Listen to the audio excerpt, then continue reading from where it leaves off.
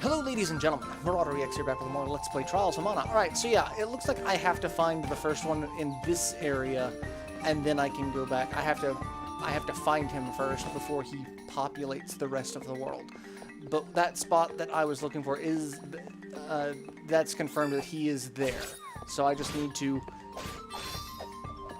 find him and then I can come back. And as we can see, we've got an enemy who has a ton of shield. Like, really? It took forever to kill him, comparatively. Kill you and deal with the thieves. Do not get stabbed with their arrows, because they will throw darts at you. And just gonna knock you around. And just beat up on all of you. And nope. Oh, did you hit someone? I think you hit Charlotte. Alright, and we can look around. Hey, Durin leveled up. There are things to look for around here. Like, there's stuff down here. On the beach, there's a treasure chest. And I'm not going to find 100% of the items. I know where a good number of them are, but I don't know where everything is. So, yeah. I'll find everything that I can, and try to make everything kind of as in-depth as possible, but yeah. One thing I was saying, and I think I've mentioned it before in another episode, is one of the reasons why I kind of, you know, resonate with this game so much is it's the soundtrack. The soundtrack of this game and the level and world designs, even the original with the sprite animations, but the remake as well, reminds me very, very heavily of Final Fantasy XI. And, you know, I've been missing that game something fierce lately. I would love to get back into that game if possible. It was so, but the problem is, like, getting back into it, I know it's not going to be the same, because a lot of it was the community aspect, and the community has definitely changed. I mean, the game has evolved a great deal, because it had to. MMOs are definitely a different, they're a different thing these days, and you know, I'd love to go back and play it, but part of it is a lot of my friends who were playing it are no longer playing it, and I could probably convince a couple of them to come back, but even still, it's not quite the same. So, but it's one of those things that, you know, I've sat here and thought, you know, I would love. How do I get up there? Can I get up there? Oh, I get up there by going all the way around, don't I? Yeah. Yeah. And then there's a treasure chest over there, and an HP container here. 51 HP. Those give a surprisingly disproportional amount of HP. Alright, I've got a treasure chest here, and I think we're coming up on the little cactus sighting in this little next part, and then I'm going to be circling around to examine the things that I haven't gotten a chance to deal with yet. So, yeah.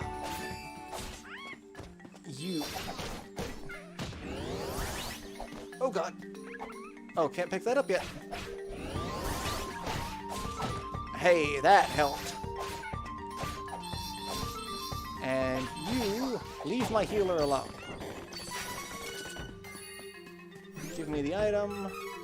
And here he is, little cactus. And then we'll double back.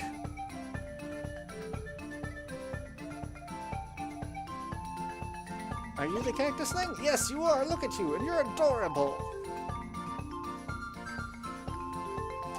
Yes, you are. Look at that face. And he squeaks when he walks. Who does that? Alright, so yes. Little Cactus. Search for the mysterious moving plant, Little Cactus, on your journey. Check all the towns and caves you find, since you never know what will turn up. Every time you find him, you'll get a stamp. The more stamps you get, the better prizes you get. So yeah, we have 1 out of 50 sightings, and so it looks like every 5th sighting you get some sort of reward. Alright, so now that we've done that, let's double back, because, well, let's go ahead and get this treasure chest, and then we'll double back and go the opposite way of where we had been going. Go back to town, see if I can find him there, because he should be there now, because we have seen him for the first time. And then we'll get all the items that we have had to avoid by taking an alternate route. How are you still alive? Alright, give me your money. Alright. Oh, damn it, that... Well, that actually worked rather well.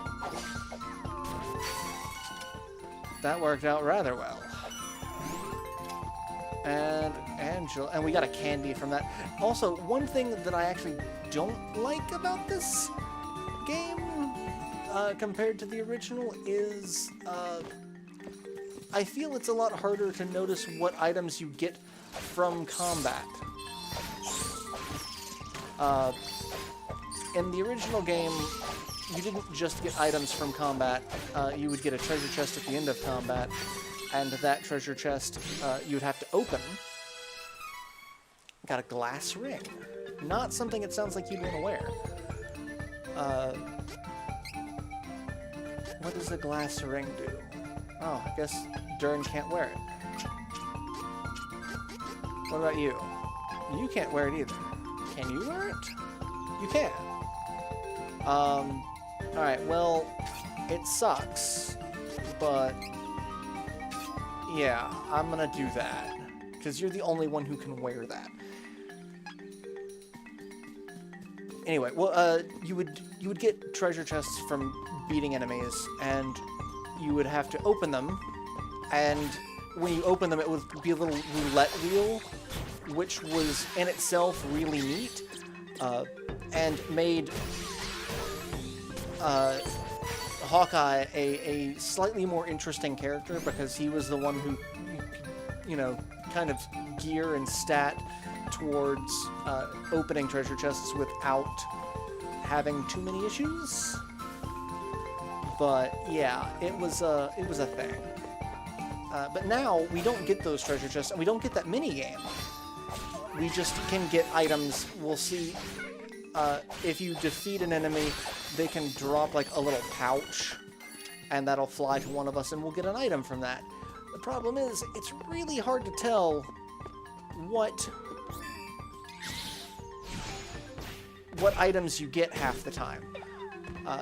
There are so many times that I will, you know, get into a fight and not realize that I've got an item, and just be like, where did I get that? And come to find out that, you know, I got that like 5 fights ago. And it's like, yeah, that's obnoxious. But, you know, it becomes even more obnoxious when you start looking for one particular item. As the game progresses, we are going to need higher quality seeds, because right now we get item seeds. And then you can get, like, silver seeds and, I think, gold seeds. And then we can also get... Damn it. See, there was a little item. And then what do we get? We got a candy. It's a little item bag. Which I need to heal Durin. Because Durin is just taking a ton of damage, because I'm an idiot. But the item seeds that we need get more progressively rarer and progressively more important there are going to be what's called question mark seeds, and those are going to be what's needed to get the items to get our final class change. Once we do the first class change, that one's just based off level. The second class, and not the final class change, but the second class change, because they added an extra one for this game. But the second class change, you need to be a certain level and have a particular item that will allow you to class up to that particular class. So, like, Angela gets books, I think. There's going to be a bunch of different books.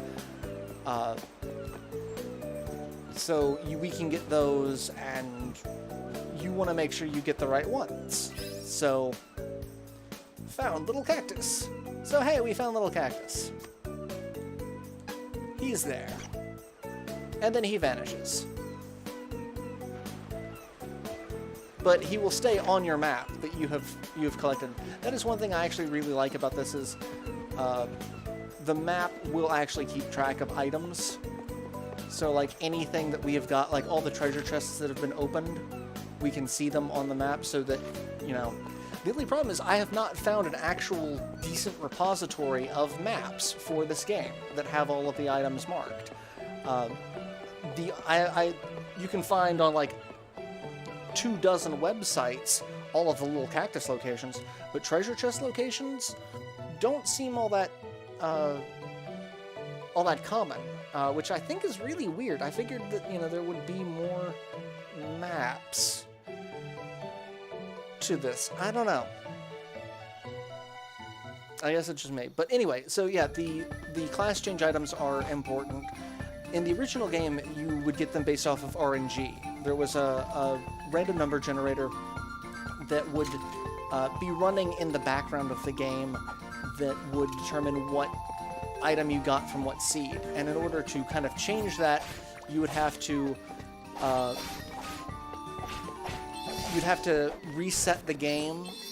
You'd have to save and reset before you did it. So like, make a save file before you use the seed, find out what you get, and then when you get something, you can determine where you are in the RNG pattern. And then you'd have to reset the game and then go and perform certain actions. I forget what actually could cause the RNG counter to move, aside from just time.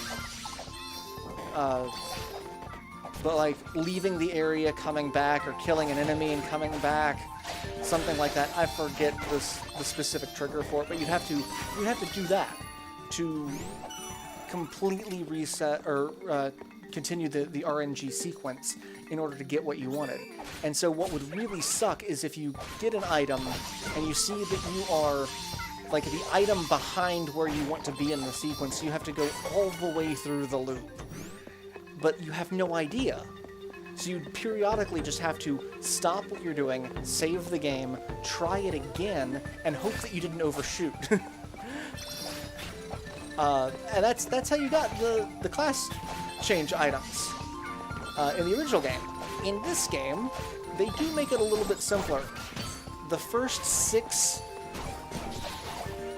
seeds you get will be the class change items for each particular, so like 2 for Durin, 2 for Charlotte, 2 for Angela. And it'll be 1 of each. So you don't have to go like super out of your way, but you do need all 6 at once and plant them all at once to get all of them at once. And then after that, everything gets a little random. So that's kind of how they keep the RNG element to it. But yeah. And I think the only reason why they really keep the RNG element to it is because the class change items can be used in combat. They can provide various effects. So like, you can get buffs or debuffs or cast spells, very high-end spells sometimes. So yeah, the RNG items are kind of important, and the mystery items are kind of important, but this game changes a little bit because having the items is a little bit easier, but then all the other items are just a weird crapshoot based off of a bunch of new features. So we'll be getting a ton of really useless stuff as the game progresses. So keep that in mind. Meantime, I'm going to double slash, and I really wanted to hit more than one of them, but you know, that the cards were not on my side, and that. I believed in the heart of the cards, and it failed me. But hey, we have a statue. This one does not recover HP and MP, but a save point is a save point. So, especially since we found 2 little cactus locations. So, and then we've got 2 pathways here that looks like we can investigate. That way is not the way we want to go. This way is the way we want to go. So I guess we'll go this way first, because we will be exploring a lot of this world back and forth. Like, there will be several times that we'll be coming back through Golden Road to go a completely different path. So don't feel like you have to explore 100% of each map the first time you go there, because you don't. At least in some of the hub areas like this. Golden Road, even though it's a field area, it's kind of a hub. It links a bunch of different places together. So we'll be using that a fair bit.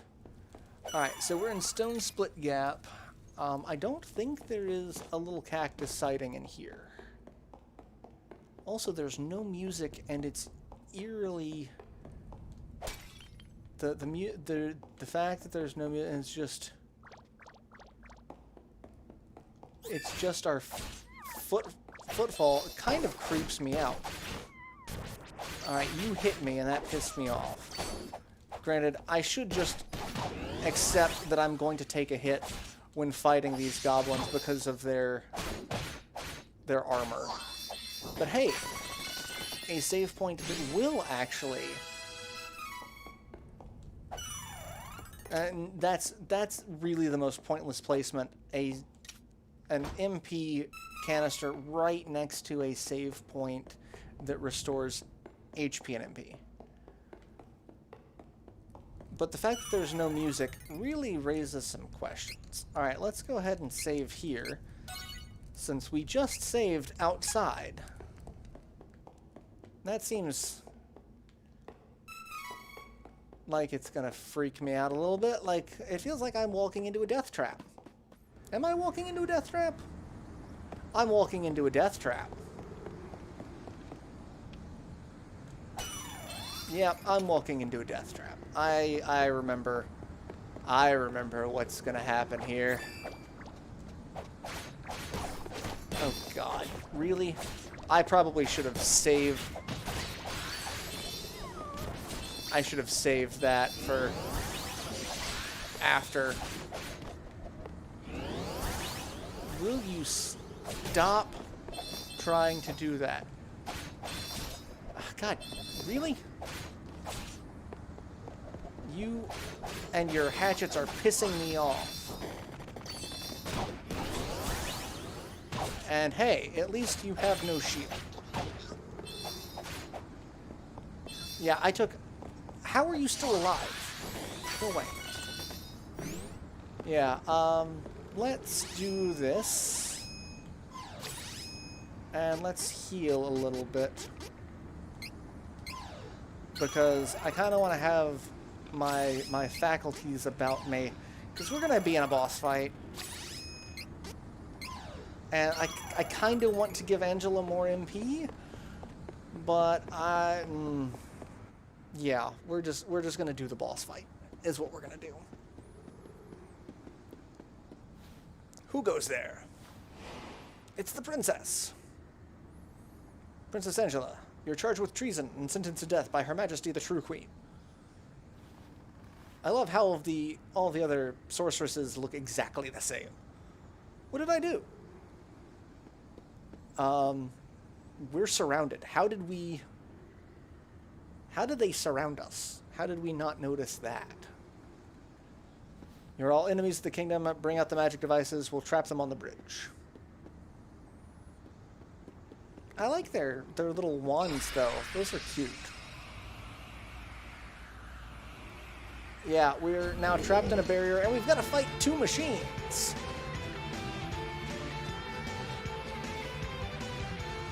Yeah, these things are a pain in the ass. But, you know, mostly they're a pain because they have shields. And they have ridiculous AoEs. Like that. Like they just launch missiles. Ow. Alright, I'm just gonna deal with you. Alright, don't kill Angela, please. Yeah, don't kill Angela, please. Yeah, stop. And don't kill my healer, please. Yeah, I really hope she's getting out of the way. That is one thing I don't like about this, is your allies are just idiots.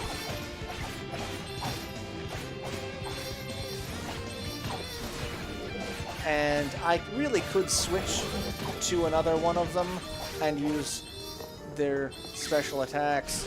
I probably should. And kill you with double slash. Alright, one's down. You go with him. And we're just gonna double up on those. And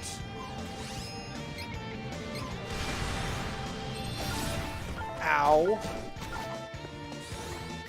Alright, let's heal Durin, because he took the brunt of that. Yeah. How about you stop? I kind of need to adjust the AI a little bit so that they use spells a little bit more frequently. And hey, that'll be fun. And you're stunned. And you're going to take a Holy Bolt. Oh, Holy Bolt didn't do anything to you. Did it? That's not fun. Alright, I'm gonna let my friends beat up on you for a second, and then do that. Not that it does a significant amount of damage doing that. But, you know. And I can't seem to launch him with my 2-hit combo. But hey, we beat both of them. We took damage, so we're not going to get that modifier. But we beat the crap out of them. And Durin got 2 level ups. Heck, everyone retreat! It's a bomb. And it takes out the bridge. So, remember what Von Boyage was saying? I leave it to Altanish mages to mess everything up. Maybe you should have just collapsed right along with that bridge. I feel like they would be love interests if that was something that was actually in the game. There doesn't seem to be any romantic interest between any of the characters. And she's got a womb. And the fact that she is W-O, it's like, that's almost like womb? Like, W-O, anyway. Yeah, there's no romance between any of the characters that I remember because they didn't want to shoehorn anything into requiring certain characters to get, anything out of that one particular character's story. So, like, if there was a romance between, Durin and Angela, you'd have to pick 2 of them, depending on, who your main character was and who one of the supporting characters were. Then they have to write that into each storyline. And then, if there's a romance story between Durin and Angela and you don't pick Durin or Angela, then you don't get to see that bit of the story. I mean, I could see where that would add replayability, but at the same time, that seems just hectic. All right, so I'm gonna, well, actually, I'm gonna use, I did find a couple of item seeds, so we'll use those, see what we get, and then I will save it, and I'll end this episode here. An Undine icon, and a Harpy Fang. Thank you. All right, so yeah, I'll go ahead and save it, and I will see you all in the next installment, where we will continue on with the story. So till then, later, everyone.